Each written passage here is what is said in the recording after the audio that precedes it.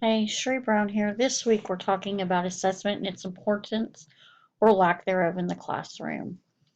Alfie Kohn believes that teachers and parents should not reward children. So, how do teachers and parents reward children? Well, I'm a parent and I have five boys that range in age from 16 to 2 years old. If I tell my 16-year-old to do his chores and I give him $10 every week for doing his chores, I'm rewarding him for doing something that he should just do on his own. Another example would be in school. My children, they used to attend a small school that was so small that the students from the 3-year pre-K class all the way to the seniors were housed in one building. They had a program in place that was a reading program. The towns around the area donated bikes, toys, games to the students who read the most books. They entered the students into a drawing and then they chose those students and gave them one of the items that was donated.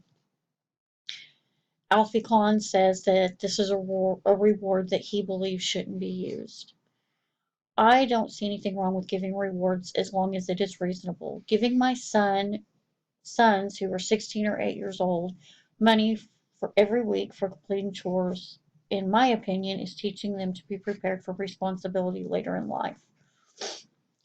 To me, if I can't give my children money for work done around the house because that's their responsibility, then I feel like as an adult, that's like telling an adult that they shouldn't be paid for the jobs that they do because they're contributing to society, and that should be good enough. I do, however, see a problem with parents who give their child everything. There is a video on YouTube that my 2-year-old son likes to watch. The video is of a little boy who opens these giant eggs that are filled with toys. He has tons of toys. Sometimes the video is of him playing with the toys, and other times it's of him opening these eggs. It tends to be him opening the eggs more often than not. I do see a problem with that. Sometimes I think parents give rewards for the wrong reasons. I'm not a big fan of state mandated assessments. I believe that assessments do have a place in the school, but I don't believe that value added measurement is effective for gauging how a teacher teaches. I don't feel that a teacher should be tested should that a teacher's ability should be based on how a child tests, because sometimes the kids don't want to take tests, and so when they don't want to take the test, then they don't try and they just guess. And I know that because I have two boys, my 16-year-old and my 8-year-old, that do tend to do that sometimes, and I wouldn't want their teacher to be graded on her ability to teach based off of how they take a test and how well they do on a test, as well as I wouldn't want her ability to be graded based off of what a school down the road with their students get on a test. I just don't think that that's right. I think that observing the teacher, looking at the student projects that students present to the class, that formative and summative assessments that the teacher gives during lessons should be how a teacher is evaluated. If a student shows improvement in a subject area, shows knowledge in a lesson, or by giving a presentation that does well, then that shows that the teacher is doing his or her job. There are a couple of assessments that I do like: summative assessments, which are given at the end of a lesson, and formative assessments that are given during the lesson. A formative assessment is used to ensure a student is learning the content. As a teacher, you can give assessments at the beginning of a lesson. You can ask what the student knows about what they're going to learn. So I might ask my students, what do you know about the pyramids in Egypt? Then I would take what they know and add what they don't know. And then during the lesson, I could give a quiz, which would be a formative assessment to ensure that they are learning the new material. And when the lesson was finished over pyramids, then I could give a summative assessment to see what all they've retained from the lesson. Instead of it being a multiple choice assessment, I could give an assessment that's an essay where they need to write things that include key points, such as who built the pyramids, why were they built, what are some of the most famous, and are there other places in the world that contain pyramids? Assessments, in my opinion, should be about the lessons that they are learning, not a broad generalization. I feel that when a state test is given, it's from someone in an office somewhere that believes that students that of a certain age and a certain grade level should know a certain amount.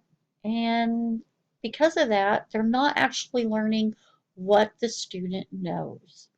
Students are not all the same. They do not learn in the same ways or at the same pace. So a test that covers a whole group isn't, in my opinion, a true test of what a child knows. I do believe that we that we teach to the test. The book in The Teacher Wars by Dana Goldstein, she states that by 2005, the NEA's National Survey of Teachers showed that 60% identified testing demands. Teaching to the test is the single biggest hindrance to public education. And I do see this. My 8-year-old, he brings home papers, and in the right-hand corner, it talks about the STAR test. And that the work that he's doing is to prepare him for the STAR test. And that is not a reason for learning it. This carries over into college. When I first started going to college, I had to take mod classes for math. We have to take a test when we get into college to see if we are college ready. And because of that, most students aren't. So they came up with these mod classes at TCC, and they were for math and reading. I remember hearing a professor make a comment one time that most students coming into college were not prepared for college level work. I look at it this way. If a student has a teacher year after year who teaches just to the test, then what is the student truly learning? So, in conclusion, I do see the value of assessment if it is done correctly. I do not agree with state-mandated tests. I don't totally agree with Alfie Kohn that there should never be grades or testing or rewards. I do agree that it should be given in a way that the child learns something. I do like summative informative assessments. I believe that that is the best way to judge what a student knows and what a student has learned.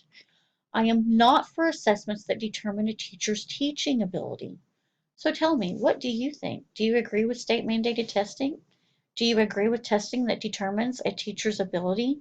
Do you think that there is a test out there that can determine a teacher's ability?